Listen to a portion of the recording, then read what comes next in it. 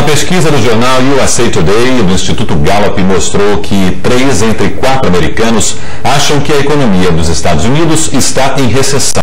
Hoje o Banco Central americano cortou em 0,75 ponto percentual a taxa básica de juros. Foi o 6º corte dos últimos 6 meses. O mercado financeiro esperava mais, apostava numa queda de 1 ponto percentual. Mas no fim do dia as bolsas americanas se recuperaram. Como informa de Nova York a repórter Ana Camanducaia ao vivo. Boa tarde, Ana.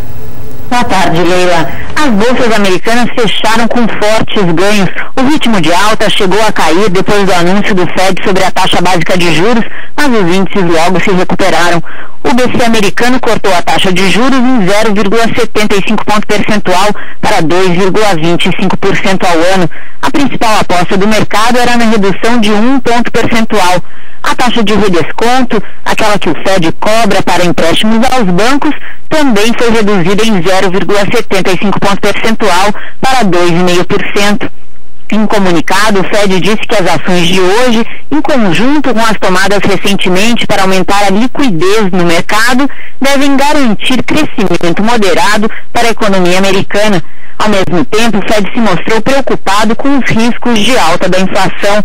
Hoje, um relatório do governo mostrou avanço nos preços no atacado, principalmente na medida que exclui os custos de energia e alimentos.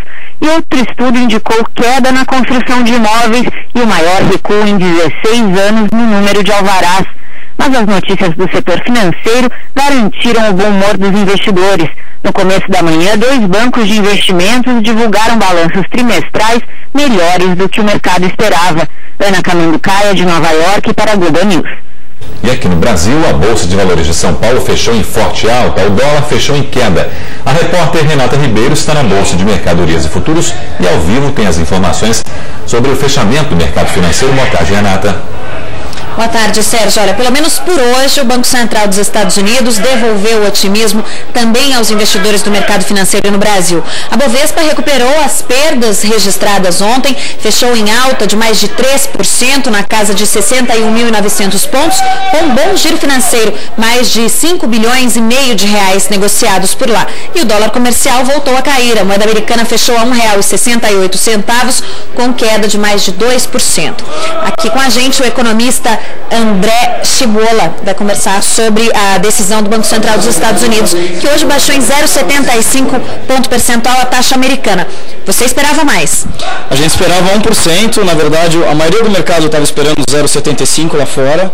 A gente esperava que ele podia dar um pouquinho mais, justamente para dar essa impressão ou a expectativa para o mercado que ele podia segurar mesmo essa crise que está acontecendo e não acabou. Hoje foi talvez um momento de pequeno alívio, talvez o olho do furacão, mas a crise continua e é séria. Ela deve perdurar por mais alguns meses. Os bancos hoje tiveram alguns resultados bons lá fora, os Goldman Sachs e Lehman Brothers tiveram bons resultados, que eram 2 bancos que estavam com talvez dúvidas quanto ao crédito deles, mas aparentemente eles estão bem. Isso fez com que o mercado aceitasse bem essa queda de 0,75 e não buscasse realmente o 1% que ele estava prevendo antes. Agora, você acredita que tenha sido uma decisão acertada do Banco Central dos Estados Unidos?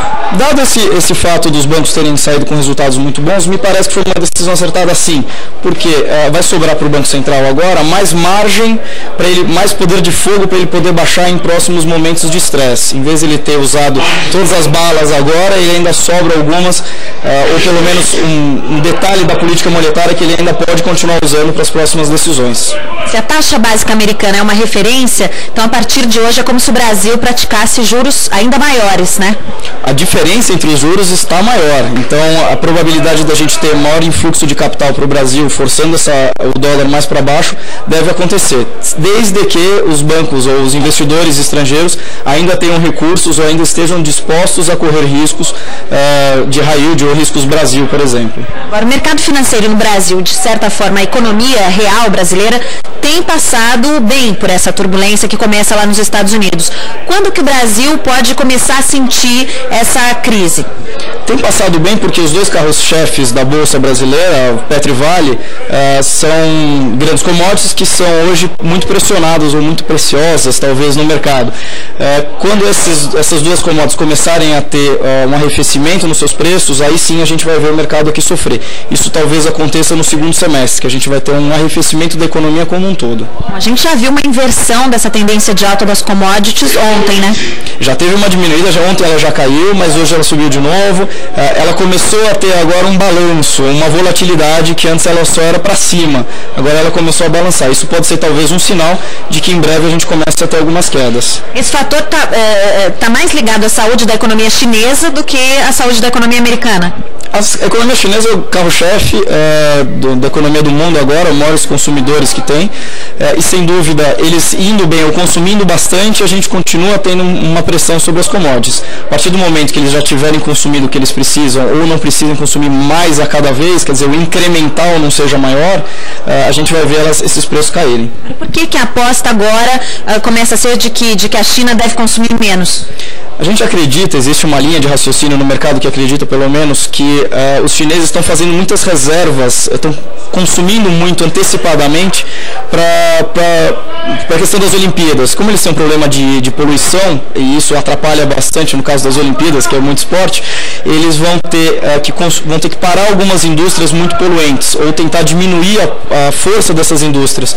Isso faz com que eles consumam bastante antes, façam suas reservas, seus estoques, para no momento das Olimpíadas eles diminuam a potência dessas indústrias ou até desliguem algumas indústrias para poderem realmente diminuir a poluição no momento das Olimpíadas. Isso faz com que eles puxem bastante o preço agora e depois eles caem bastante, porque eles não vão mais precisar consumir. Uma nova variável aí, né, André? Talvez. As Olimpíadas é sempre um esporte em todos os sentidos. Tá certo. Muito obrigada, economista André Chibira.